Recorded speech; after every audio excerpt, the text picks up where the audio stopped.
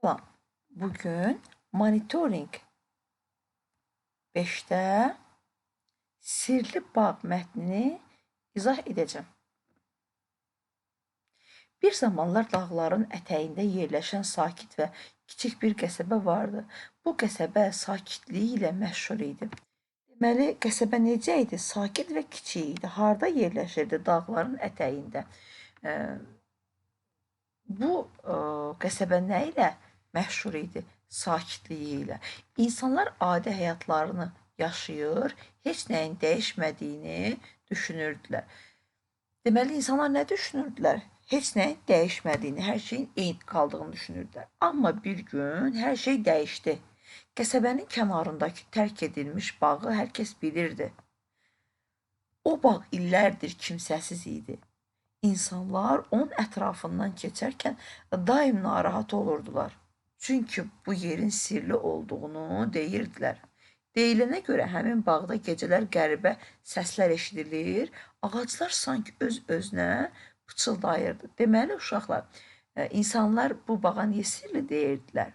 Ona görə ki, orada gecələr qəribə səslər eşidilirdi və sanki ağaclar öz-özünə pıçıldayırdı. Kimsə həmin bağın yaxınlığından keçməyə cürət etmirdi. Bir gün qəsəbəyə yeni bir ailə köçdü. Ailənin ən kiçik üzvü olan Leyla sərgüzəştləri sevən bir uşaq idi. Yəni macəraları sevirdi həmin Leyla. O hər gün qəsəbəni kəşf edir, hər küncdə maraqlı bir şey tapırdı. Bir gün Leyla o sirli bağın yanından keçəndə qapının arasından sızan incə bir işıq onun diqqətini çəkdi. Leyla qorxu hissinə baxmayaraq marağına qalib gələ bilmədi. Yəni o qorxurdu, amma yenə də marağına qalib gələ bilmədi və qapını itələyib içəri girdi. Bağ ilk baxışdan vahimə dolu və dağınıq görünürdü. Leyla ürkək addımlarla, yəni qorxaq addımlarla bağın içində gəzməyə başladı. O, bağın dərinliklərinə doğru irəlilədikcə gözlərinə inanmadı. Ortada kiçik bir fəvvarə uşaqlar, su fontanı deməkdir. Su tökülür fəvvarədən. Ortada kiçik bir fəvvarə və onun ətrafında bərq vuran qəribə çiçək sahəsi vardı. Bu çiçəklər adi deyildi. Onların ləçəkləri işıq saçırdı. Leyla yaxınlaşıb bir çiçəyə toxundu və həmin an bir səs eşitdi. Sanki kimsə pıçıltı ilə danışırdı. Bu bağ unudulmuş sirlərin evidir. Burada olan hər şeyin bir yaddaşı var. Leyla əvvəlcə qorxub geri çəkildi. Amma eyni zamanda qəribə bir istilik və rahatlıq hiss etdi. O bağın sirlərini öyrənmək istəyirdi. Günlərlə, həftələrlə bağa gedib gəldi. Hər küncünü araşdırdı. O çiçəklərdən birini hər dəfə əlinə aldıqda qısa müddətli keçmişdən bir görüntünü görürdü. Deməli, uşaqlar o əlinə bir çiçək aldıqda keçmiş günlərdən bir görüntü görürdü. Qəsəbənin qədim zamanlarda olan hadisələr, orada yaşamış insanların hekayələri. Deməli, uşaqlar, Leyla əlinə bir çiçək alanda keçmişdən görüntülər görürdü. Bu görüntülərdə qəsəbənin görüntüləri idi ki, həmin qəsəbədə baş verən hadisələr və orada yaşamış insanların hekayələrini görürdü. Leyla çox keçmədən başa düşdü ki, bu bağ qəsəbənin yaddaşıdır. Amma bağ ona bir xəbərdarlıq da etmişdi. Əgər bu sir hər kəsə açılsa, onun sehirli gücü yox olacaq. Leyla indi bir seçim qarşısında idi. Ya bu sirri saxlamaq və bağın sehirini qorumaq, ya da hər şeyi insanlara danışıb sirri pozmaq. O nə edəcəyini düşünərkən qapının önündəki yazını gördü. Sirlər həmişə qəlbdə yaşamalıdır. Onlar bölüşəndə Sehr itir, amma xatirələr əbədi qalır. Leyla qərarını verdi. Bağı sirr olaraq saxladı. Amma hər gün ora gedib keçmişin hekayələrini öyrənməyə davam etdi.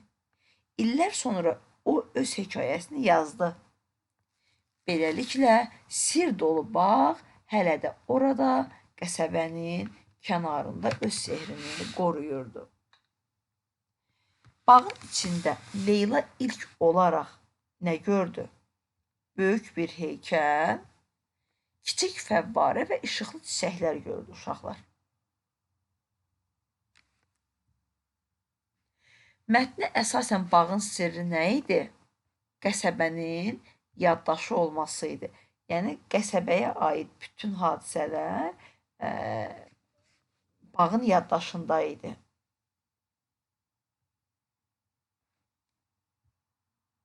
Bağ Leylaya hansı xəbərdarlığı etmişdi? Sirri açıqlama, sehir yox olar.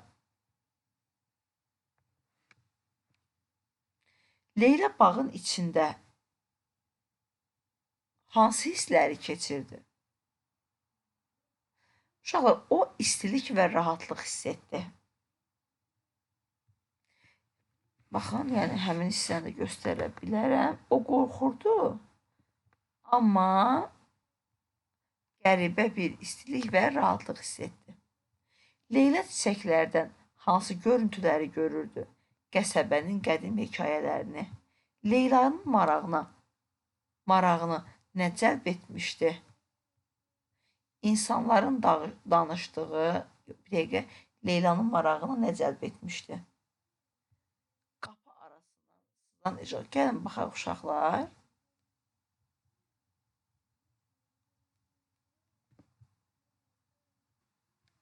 Deyək ki, bir gün Leyla o sirli bağın yanından keçəndə qapının arasından sızan incə işıq onun diqqətini çəkdi. Cavab B variantı. Bağ necə təsvir edilirdi?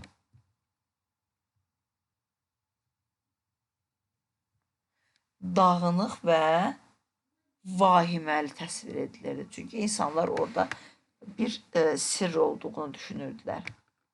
Yəni qorxurdular. Leylanın qərarı bağa necə təsir etdi? Bağın sirrini qorumağı təmin etdi, bəli.